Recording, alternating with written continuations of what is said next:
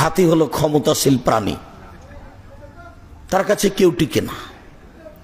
অভিযোগ করেছে অন্যান্য প্রাণী শ্রীগালের কাছে, কি নদীর ওই পারে হাতি মশাই আপনাকে সম্মান জানানোর জন্য তারা ওই পারে আপনার অপেক্ষা করছে, নদীর ওই পারে চলেন সেখানে।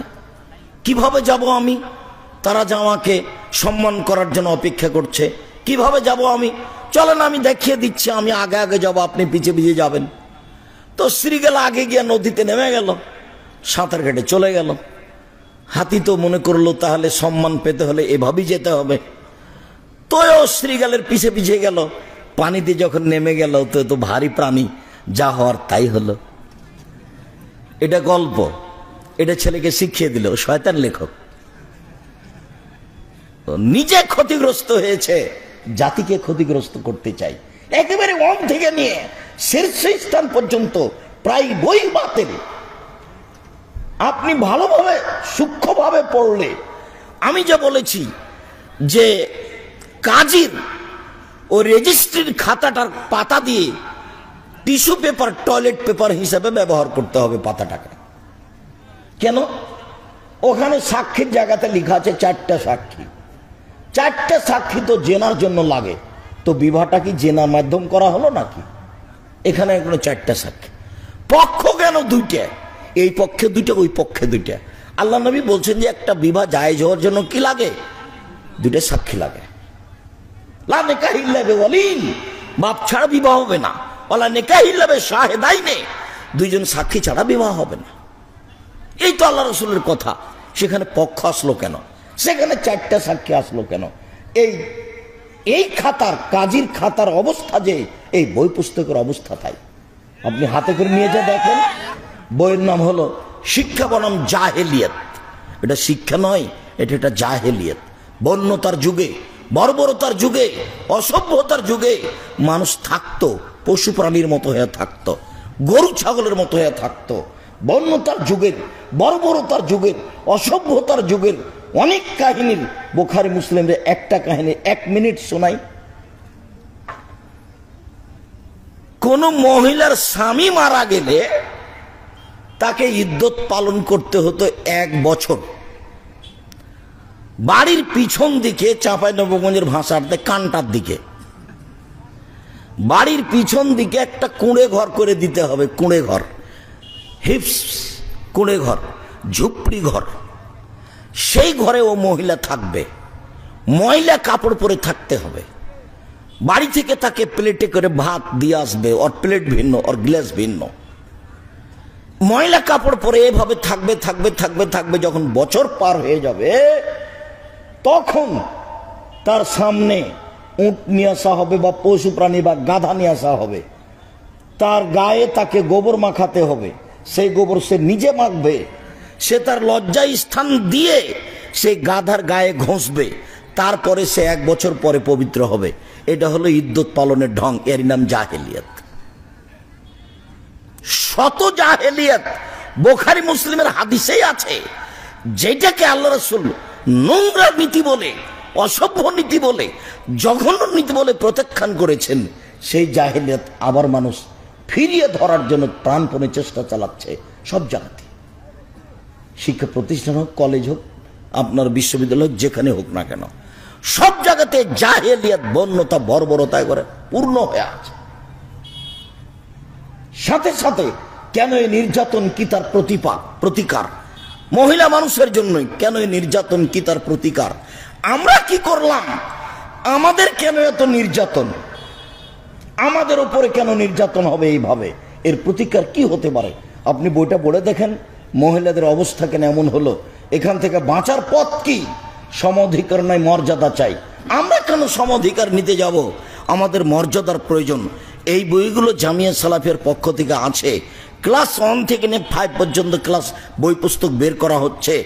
সব কিছুকে উপেক্ষা করে যদি আপনি মূল্যায়ন না করেন, তাহলে কে মূল্যায়ন করবে? এই যে আপনার ওই মক্তবগুলি চালু হচ্ছে এদেশে, সব মক্তব ওই বই পুস্তকগুলি দেওয়া হবে, আপনাকে সেটা মূল্যায়ন করতে হবে। তার নুরানি কায়দাটা আজকে বইয়ে আছে, গাড়িতে আছে। আপনি খেয়াল করে দেখেন, আপনি নিতে পারছেন কিনা? সাল্লু কামা রাআইতুমুনি উসাল্লি। পৃথিবীর মানুষ, আমাকে যেভাবে সালাত আদায় করতে দেখছো সেভাবে সালাত আদায় করো। আপনারা সালাতুর রাসূল নিয়ে আপনারা শিখেন। 2 মিনিট আমার দিকে লক্ষ্য করেন, আপনাকে আমি একটু বাস্তব সালাত দেখাই। সুন্দর করে অজু করবেন, হোমসি খেলে অজু করবেন না, বিসমিল্লাহ বলে অজু করতে বসবেন, অঙ্গ প্রত্যঙ্গ ভালো করে ধৌত করবেন। শেষে বলবেন আশহাদু আল্লা ইলাহা ইল্লাল্লাহ, আশহাদু আল্লা ইলাহা ইল্লাল্লাহু ওয়াহদাহু লা শারীকা লাহু ওয়া আশহাদু আন্না মুহাম্মাদান আবদুহু ওয়া রাসূলুহু। দোয়া পড়বেন, জান্নাতের সব দরজা খুলে যাবে। আল্লাহুম্মা জাল্লি মিনাত তাওয়াবিন ওয়া জাল্লি মিনাল মুতাতাহহিরিন। এই দোয়া পড়বেন, নেকি হবে। কি নেকি হবে তা রাসূল সাল্লাল্লাহু আলাইহি ওয়াসাল্লাম বলেননি। তবে আমরা মসজিদে এই দোয়াই মুখস্থ করেছি। একবারে আমার চাচা আবুল কাসেম মৌলভী শক্তভাবে মুখস্থ করিয়ে দিতেন, ওযু শেষে এই দোয়া পড়তে হয়। এইভাবে আমরা মুখস্থ করেছি। তখন বলেছি আল্লাহুম্মা জাল্লি মিনাত তাওয়াবিন ওয়া জাল্লি মিনাল মুতাতাহহিরিন। অথচ বুখারী মুসলিমের হাদিস, আল্লাহর নবী বলছেন, কেউ যদি ওযু শেষে আশহাদু আল্লা ইলাহা ইল্লাল্লাহু ওয়াহদাহু লা শারীকা লাহু ওয়া আশহাদু আন্না মুহাম্মাদান আবদুহু ওয়া রাসূলুহু বলে, তাহলে জান্নাতের সব দরজা খোলা। এরপর আপনি জায়নামাজে আসবেন, জায়নামাজে এসে আপনি কোনো দোয়া পড়বেন না। ওযু শেষ করেছেন, দোয়া শেষ। মুসাল্লাতে দাঁড়িয়ে নতুন কোনো দোয়া থাকবে না। সর্বপ্রথম শব্দ হলো আল্লাহু আকবার। আল্লাহু আকবার বলার পূর্বে বিসমিল্লাহ বলার প্রমাণ নেই। আল্লাহু আকবার। আল্লাহ সবচেয়ে বড়, আল্লাহ সবচেয়ে বড়। প্রথম জমিনটা একটা ছোট ফুটবল, দ্বিতীয় জমিনটা তার চেয়ে বড়, তৃতীয় জমিনটা তার চেয়ে বড়, চতুর্থটা তার চেয়ে বড়, সপ্তম জমিনটা তার চেয়ে বড়, সব জায়গাতে আছে। তারপর অষ্টমটা হলো আকাশ, চতুর্দিকে আছে। তারপরে নবম, তারপরে 16তম আকাশটা হলো সব দিকেই আছে। তারপরে একটা সাগর আছে। তারপরে 12 জন 8 জন ফেরেশতা আছে। তারপরে ফেরেশতার উপরে আরশটা আছে, আরশের উপরে আল্লাহ আছেন। আরশটা গোটা পৃথিবী সব আকাশকে ঘেরা আছে।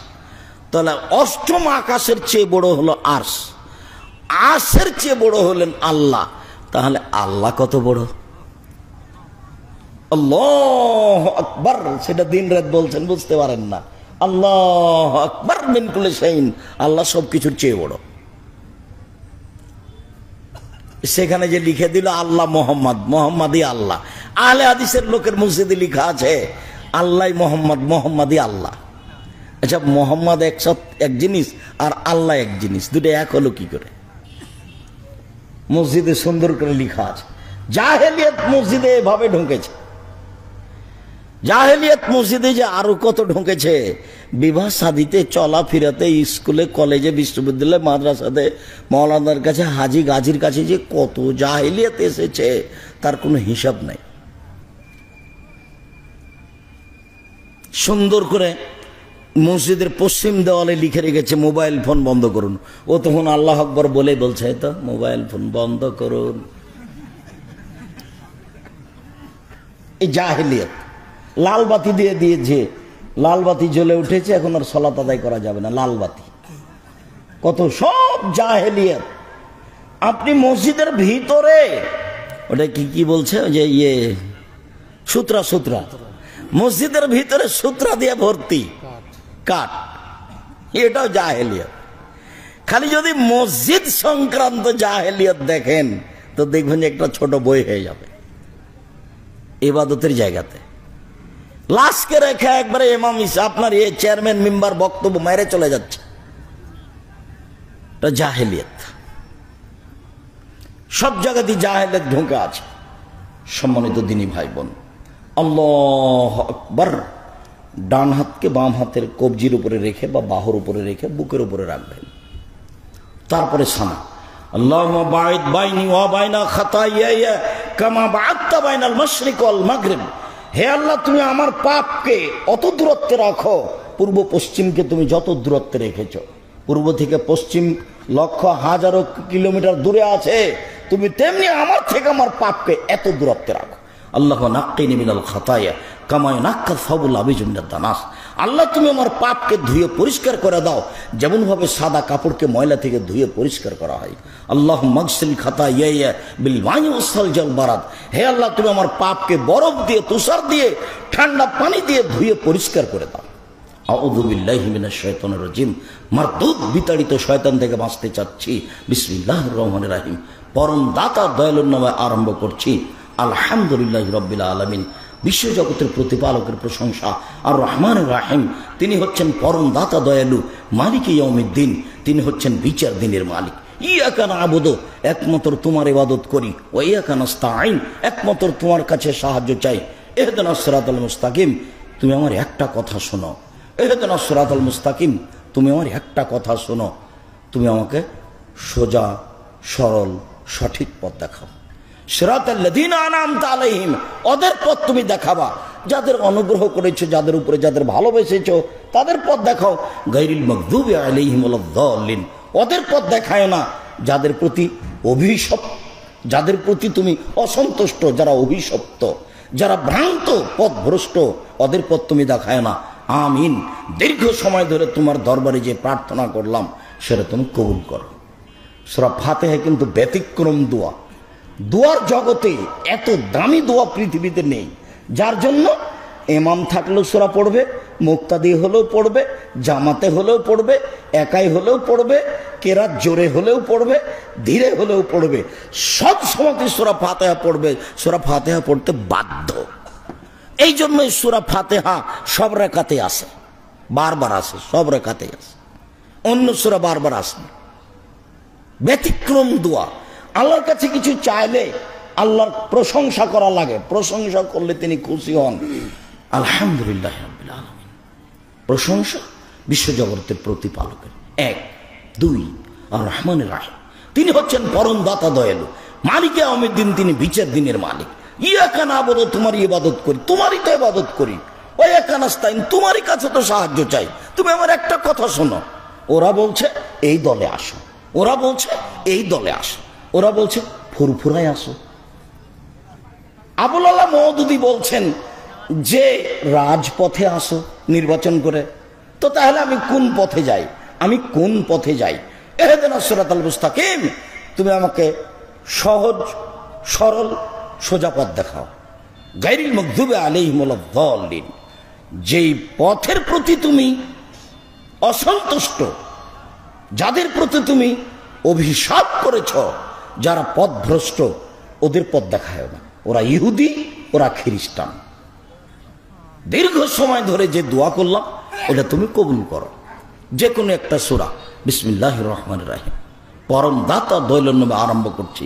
কুল হুয়াল্লাহু আহাদ, হে নবী আপনি বলুন আল্লাহু একক, আল্লাহু সামাদ, তিনি নিরপেক্ষ মুখাপেক্ষীহীন। সমাদের আজকে ব্যাখ্যা শুনছিলাম, সমাদের ব্যাখ্যা দুদিক থেকে হতে হবে, তারপরেও পূর্ণ অর্থ হবে না। আল্লাহ হলেন নিরপেক্ষ মুখাপেক্ষীহীন, তার সাথে আরেকটা করতে হবে, পৃথিবীর সব কিছু কার মুখাপেক্ষী? আল্লাহর। তাহলে একটা মোটামুটি অর্থ করা যাবে, আজকে বুঝতে পারলাম। দুই দিক থেকে অর্থ করলে এটা একটা পূর্ণতায় যেতে পারে। আল্লাহুস সামাদ, আল্লাহ নিরপেক্ষ মুখাপেক্ষীহীন। লাম ইয়ালিদ, তিনি কাউকে জন্ম দেননি। ওয়ালাম ইউলাদ, তিনি কারো থেকে জন্ম নেননি। ওয়ালাম ইয়াকুন লাহু কুফুয়ান আহাদ, তার সমকক্ষ কেউ নেই। আল্লাহু আকবার। হাতটি ওইভাবে উঠাবেন ওই পর্যন্ত যেভাবে উঠিয়েছিলেন। তারপরে আপনি চলেন রুকুতে যায়। রুকুতে গিয়ে হাত দুটি রডের মতো সোজা থাকবে, আঙ্গুলগুলি খোলা খোলা থাকবে, কোমর থেকে সামনের ওজন হাতের উপরে থাকবে, মাথা উঁচুও হবে না, মাথা নিচুও হবে না। একাধিক সহি হাদিস, পিঠের লম্বা হাতটা একবারে সোজা হয়ে থাকবে। আপনি বলবেন সুবহান রাব্বিল আযীম। উঁচু আল্লাহর পবিত্রতা বর্ণনা করছি, একবার দুবার নয়, 3 বার 5 বার 10 বার, এক হাদিসও ঠিক নয়, যে যা পারে। আরো অনেক দোয়া আছে, সেগুলো আপনি বলেন।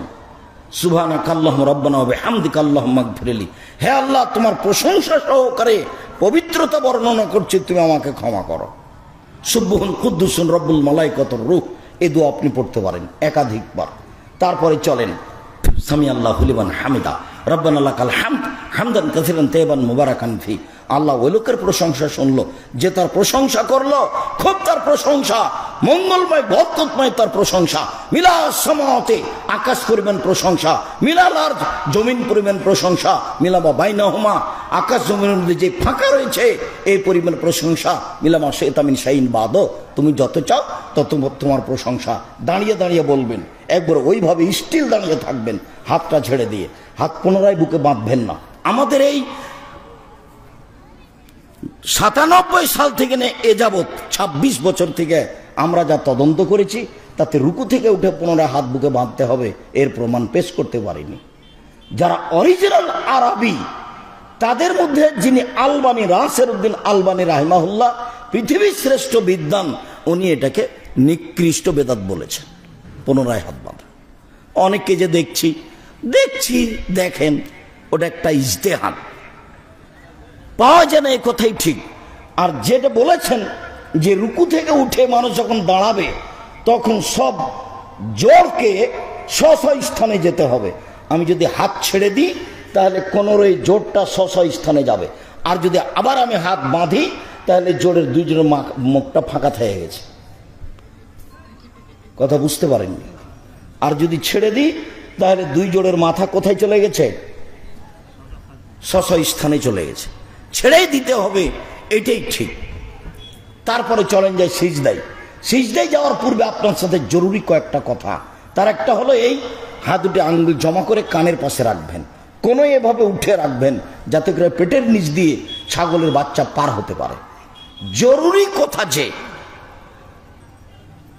সিজদায় যাওয়ার সময়তে গায়ে যে কাপড় চুপড় আছে, চুল, সব কিছুই যায় সিজদায়। যার করে আল্লাহ রাসূল বলছেন যে তোমরা চুলকে জড়িয়ে নিও না, কাপড় জড়িয়ে নিও না।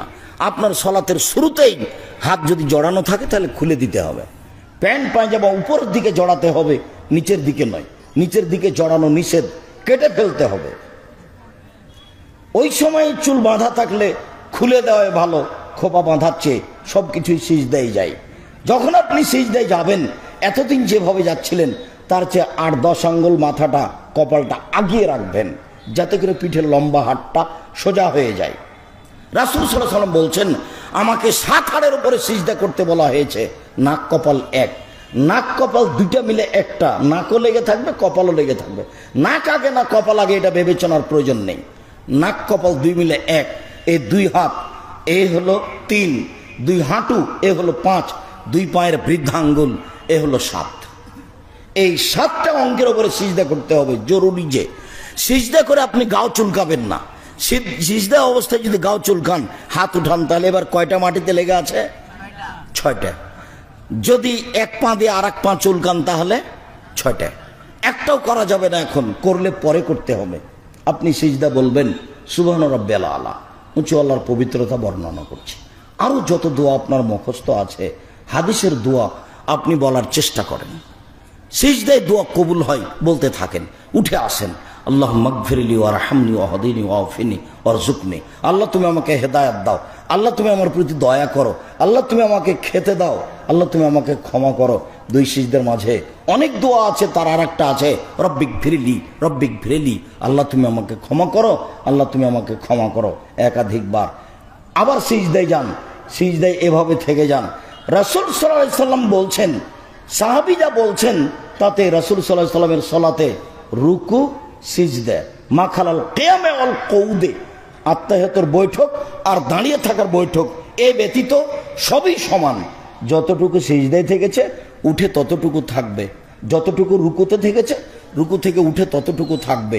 দুই সিজদার মাঝে বিরতি রাখবে ততটুকু।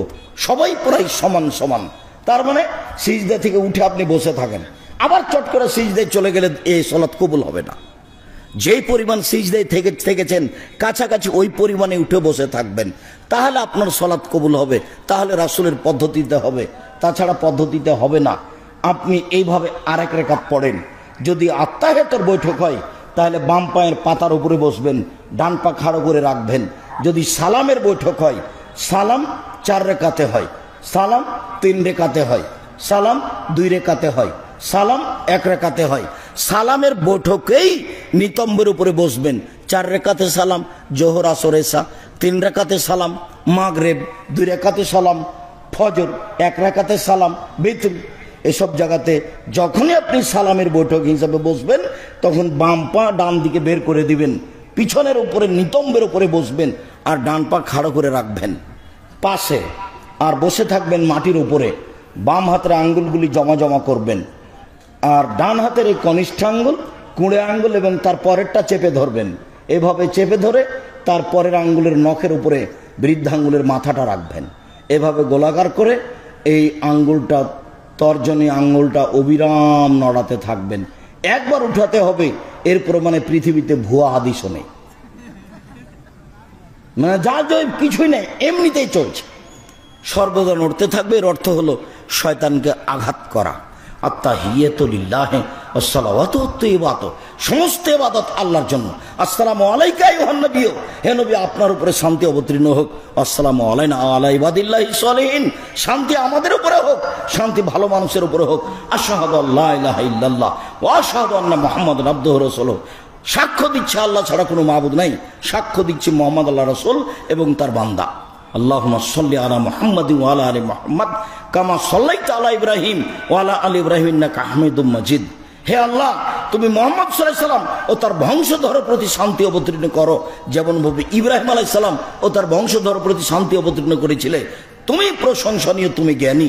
আল্লাহুম্মা বারিক আলা মুহাম্মাদ ওয়া আলা আলি মুহাম্মাদ কামা বারাকতা আলা ইব্রাহিম ওয়া আলা আলি ইব্রাহিম ইন্নাকা হামিদুম মাজিদ। হে আল্লাহ, তুমি মুহাম্মদ সাল্লাল্লাহু আলাইহি সাল্লাম ও তার বংশধরের প্রতি বরকত নাজিল করো, যেমনভাবে তুমি ইব্রাহিম আলাইহিস সালাম ও তার বংশধরের প্রতি বরকত নাজিল করেছো। তুমি প্রশংসনীয়, তুমি জ্ঞানী। এরপরে আপনার ইচ্ছা মতো দোয়া, তার মধ্যে একটা দোয়ায়ে মাসুরা, আল্লাহুম্মা ইন্নী যালামতু নাফসি যুলমান কাসীরা ফাগফিরলি মাগফিরাতাম মিন ইনদিক ওয়ারহামনি ইন্নাকা আনতাল গাফুরুর রহিম। হে আল্লাহ, জীবনে খুব পাপ করেছি, তুমি আমাকে ক্ষমা করো। ক্ষমা তোমার পক্ষ থেকে হয়ে থাকে। তুমি যদি ক্ষমা না করো, তুমি যদি দয়া না করো, কে ক্ষমা, কে দয়া করবে? আল্লাহুম্মা ইন্নী আউযু বিকা মিন আযাবি জাহান্নাম, তোমার কাছে বাঁচতে চাচ্ছি জাহান্নামের শাস্তি থেকে।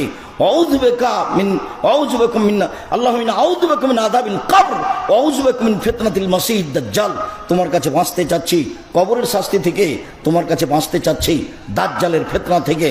আউযু বিকা মিন ফিতনাতিল মাহইয়া ওয়াল মামাত, তোমার কাছে বাঁচতে চাচ্ছি ইহকাল এবং পরকালের যত বিপদ আছে সব বিপদ থেকে।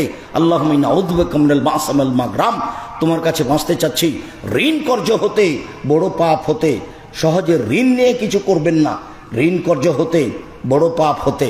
আরো কিছু যা দোয়া আছে মুখস্থ কোরআন এবং হাদিসের, সব বলার চেষ্টা করবেন। আসসালামু আলাইকুম রাহমাতুল্লাহ, আসসালামু আলাইকুম রাহমাতুল্লাহ। এ হলো সংক্ষিপ্ত সালাত। এখন যা হবে তা জিকির। পরের কিছু উপকার হবে না। আপনি সিয়াম পালন করেন, কিন্তু আপনার মায়ের কবরে আপনার মায়ের কিছু উপকার হবে না। আপনি তাসবিহ তাহলিল জিকির আজকার করেন, কিন্তু আপনার মায়ের কবরে আপনার মায়ের কোনো উপকার হবে না। আপনি আপনার মায়ের নামে দান করেন, কবরের শাস্তি বন্ধ হয়ে যাবে। ও চট করে কথাটা মনে পড়লো। জি, এই তোমরা ছেলেরা কে আছো, আসো বৈঠকি দান করি আগে আমরা, তারপরে কথা শুনি। জামিয়া সালাফিয়ার প্রোগ্রাম, কাজেই বৈঠকি দানে আমরা অংশগ্রহণ করব আল্লাহকে সন্তুষ্ট করার আশায়। সেটা 50 টাকা হোক, 500 টাকা হোক, 20 টাকা হোক। দুইটা কথা মনে রাখবেন, জামিয়া সালাফিয়ার বৈঠকি দানের কথা যখন হবে তখন আপনি অংশগ্রহণ করবেন 10 টাকা হলেও, এই কথাটা আপনি রক্ষা করবেন। আর যখন জামিয়া সালাফিয়ার কোনো বই পুস্তকের কথা বলা হবে তখন বেশি না পারলেও একটা পত্রিকা হাতে করে যাবেন, এর একটা ফল আপনি ভোগ করবেন। এদেশের সর্ববৃহৎ সর্বোচ্চ শিক্ষা প্রতিষ্ঠান জামিয়া সালাফিয়া। আপনাদের কাছে যারা যাচ্ছে তাদের কাছে আপনারা আপনাদের সহযোগিতা করবেন, একজনও খালি থাকবেন না।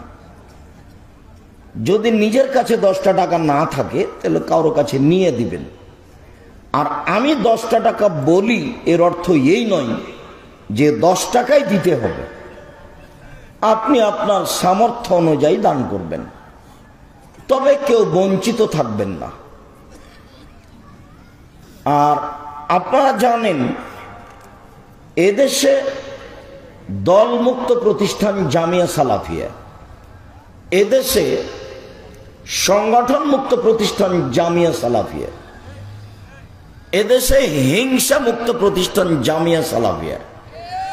জামিয়া সালাফিয়ার শিক্ষক বৈঠকে কেউ কারো ব্যাপারে কথা বলতে পাবে না, মুখ খুলতে পাবে না, অমুক ভালো অমুক খারাপ এরকম কোনো কথা বলার সুযোগ নেই। জামিয়া সালাফি কোনো ছাত্র কোনো শিক্ষক নিজের অন্তরে একটা সুন্দর করে সাজিয়ে রেখে ওখানে অবস্থান করবেন এরকম সুযোগ নেই। সে আপনাদের প্রাণের প্রতিষ্ঠান জামিয়া সালাফিয়া। আর এইটা আশা করছি আমরা 2024 সালের জানুয়ারি, কোনো কারণবশত 2025 সালের জানুয়ারি যেতে পারে। এটাই হলো এদেশের মহিলা বিশ্ববিদ্যালয়, বিশাল ভূখণ্ড। আমরা আশা করছি ইনশাআল্লাহ সামনে জানুয়ারিতে কাজ আরম্ভ করব। সময়ের গতিতে ক্লাস কতদিন পরে শুরু হবে সেটা আল্লাহ ভালো জানে, তবে আমরা কাজ আরম্ভ করব ইনশাআল্লাহ। এবার আমরা শক্ত পদক্ষেপে রয়েছি।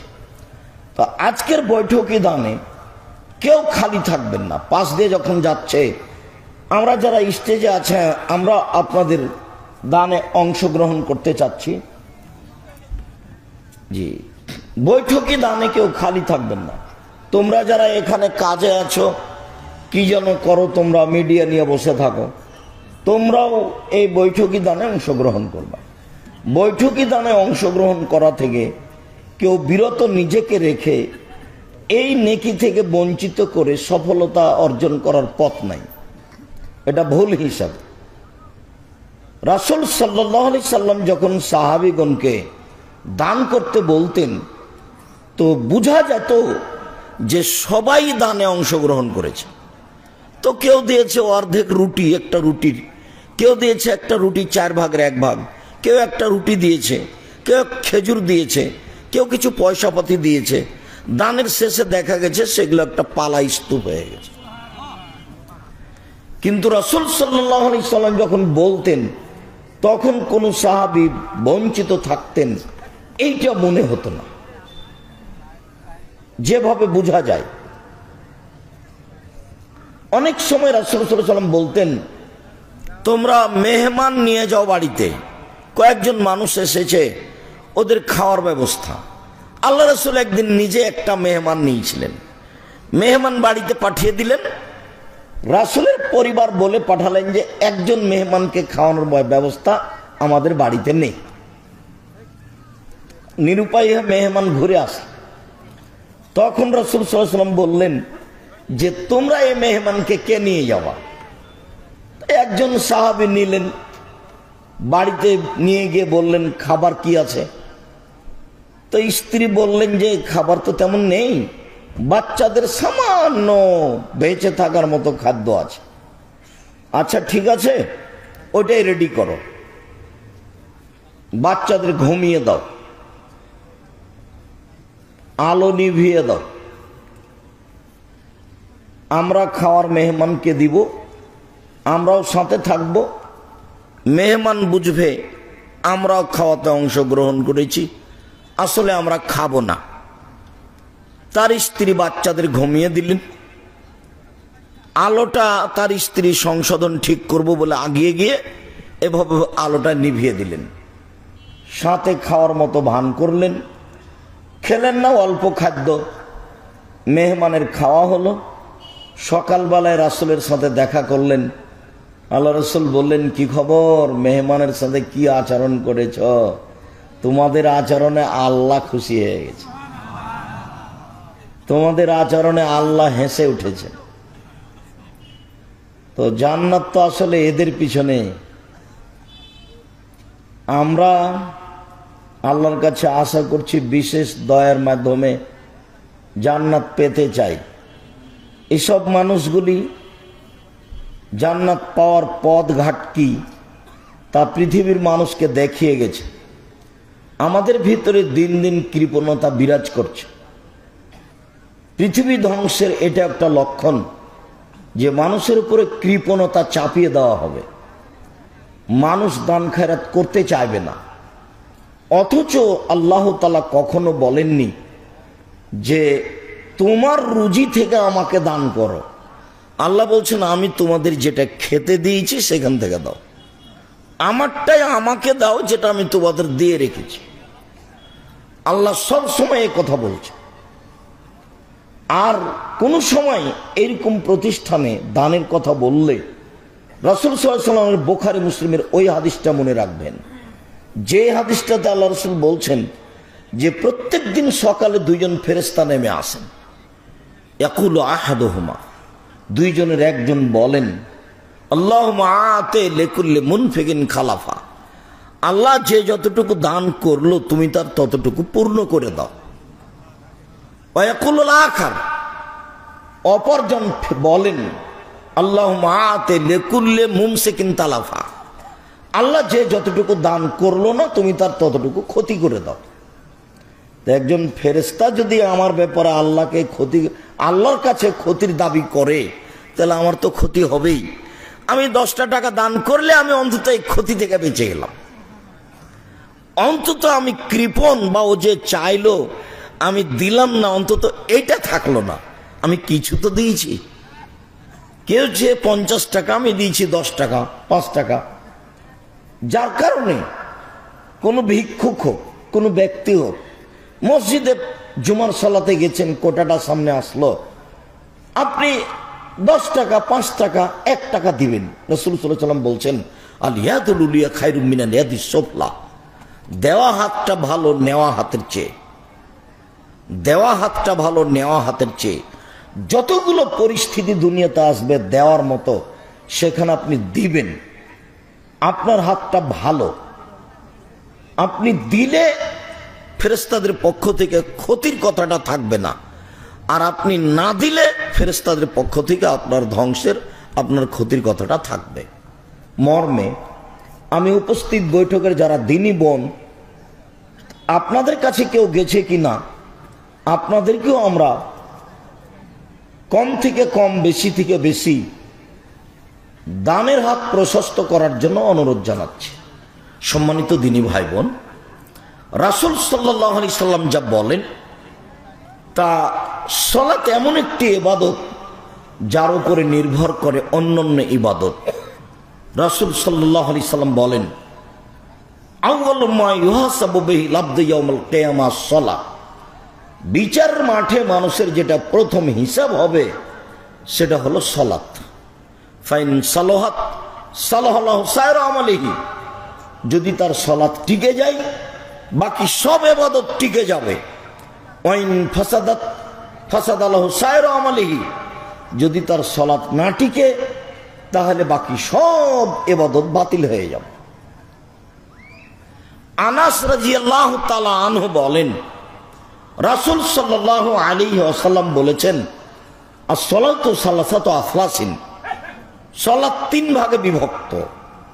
আর তাহুরু ফুলুসুন, ওযু হলো 3 ভাগের 1 ভাগ, আর রুকুও ফুলুসুন, রুকু হলো 3 ভাগের 1 ভাগ, আর সুজুদও ফুলুসুন, সিজদা হলো 3 ভাগের 1 ভাগ। ফামান আদাহা বিহাক্কিহা কবিলাত সালাতুহু ওয়া কবিলা সায়রা আমালিহি, যদি কেউ সালাতকে ঠিক ঠিক নিয়ম অনুযায়ী আদায় করে তাহলে তার সালাত কবুল করা হবে, তার সব আমল কবুল করা হবে। ওয়াইন রুদ্দাত আলাইহি সালাতুহু রুদ্দা আলাইহি সায়রা আমালিহি, যদি তার সালাতকে প্রত্যাখ্যান করা হয়, সালাত যদি কবুল না হয় তাহলে তার সব ইবাদত বাতিল হবে। সম্মানিত দিনী ভাবেন, এই চলে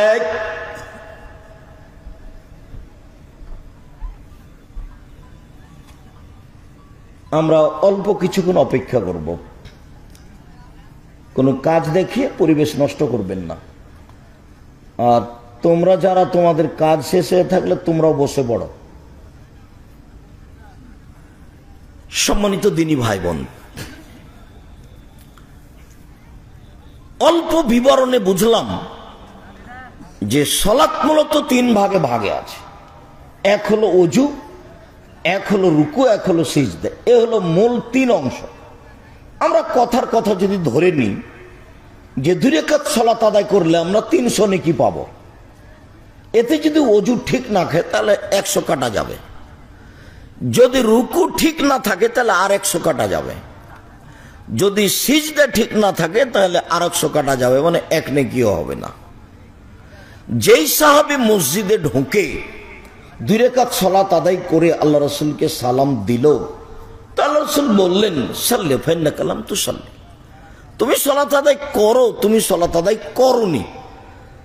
সাহাবী আবার সালাত আদায় করো, এইভাবে 3 বার হয়ে গেল যখন, তখন সাহাবী বলছেন আল্লিমনি কাইফা উসাল্লি, শিখিয়ে দেন আমি কিভাবে সালাত আদায় করবো, আমি তো এর চেয়ে ভালো করে সালাত আদায় করতে জানি না। তা আল্লাহ রাসূল বললেন যা বললেন, কথা যেটা সেটা হলো এই যে আল্লাহ রাসূল তাকে বললেন না কেন, হ্যাঁ তুমি সালাত আদায় করেছো, খুব একটা ভালো হয়নি। আমরা স্বাভাবিক যেভাবে চলি বুঝি, এভাবে যদি বলতেন হ্যাঁ তুমি সালাত আদায় করেছো, খুব একটা ভালো হয়নি, কিন্তু সম্পূর্ণরূপে না করে দিলেন। সালাতের পদ্ধতি গ্রহণ না হলে সালাত কবুল হবে না, এ কথাই ঠিক।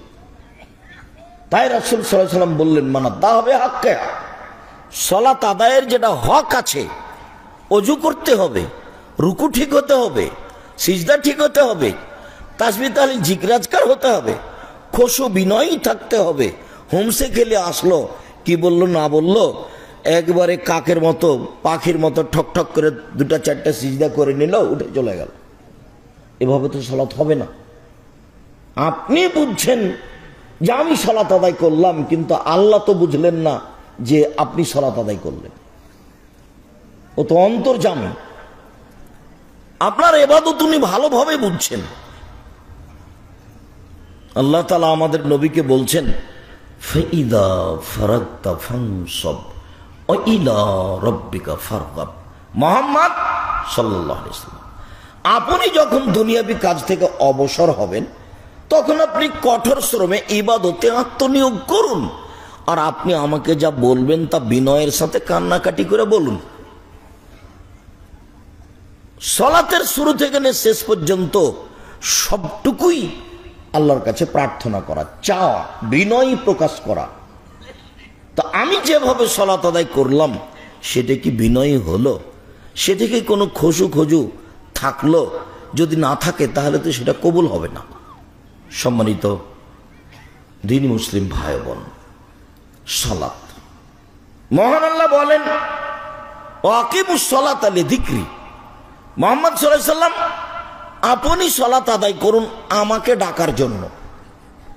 সিয়াম একটা ভিন্ন ব্যতিক্রম ইবাদত। ফজরের আজানের আগে খেয়েছে, সূর্য ডুবলে খাবে, মুখ বন্ধ করেছিল, তারই নাম ইবাদত।